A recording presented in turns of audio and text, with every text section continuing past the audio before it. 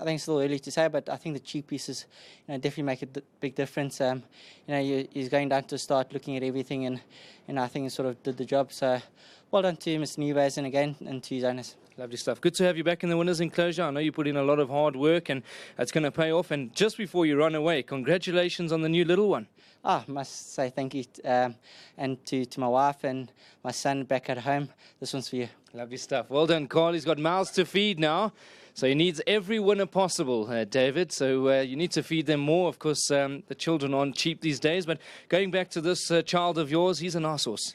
Yeah, look, he's a horse that at his best he can beat nearly anything that he wants to when he feels like it. But he's difficult. He was difficult today again.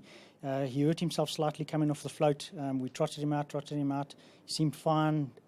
And we put him in the race, managed to get him saddled because he's a really difficult character. And must say, thanks to Cole, he obviously, when you win, he rode a perfect race. Big thank you to Bobby. Sorry I couldn't put you into him in the sense of putting some extra money on him, but he was difficult today. We're lucky to actually have him racing. And then, so it's Bobby, and then the Everman, Barry and Mervyn as well, down in Durban. And hopefully they can send us some rain. But this horse will be better. Hopefully we always thought we could put him into maybe a grade 3, grade 2. On his day he can do it. It's just a bit of luck, and his mind has to be right. Now, is he difficult back at home, Dave, or is it just when he comes to race day? When it comes to race day, he thinks he's a colt. He's never really got out of that habit of giving you such a hard time just before a race. He's at home. He can be difficult. When he was a colt, he was extremely difficult.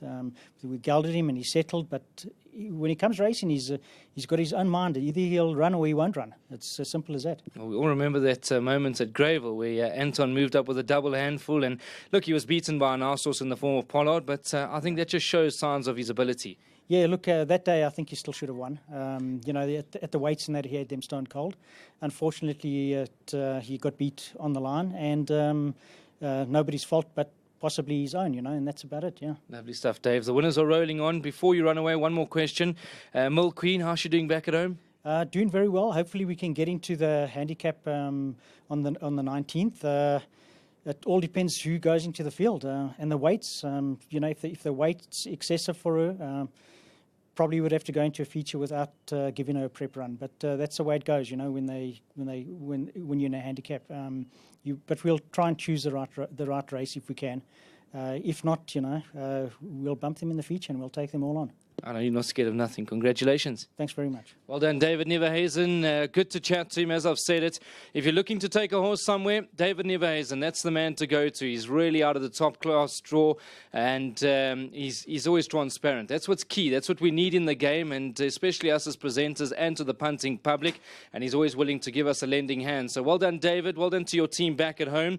I know they haven't got the biggest of string, but they certainly are very professional about the way they do things. And to all the owners involved over here with Master Magic, he looks to be a nice horse, a little bit temperamental, but when he puts his mind to it, he can run with some of the best out there.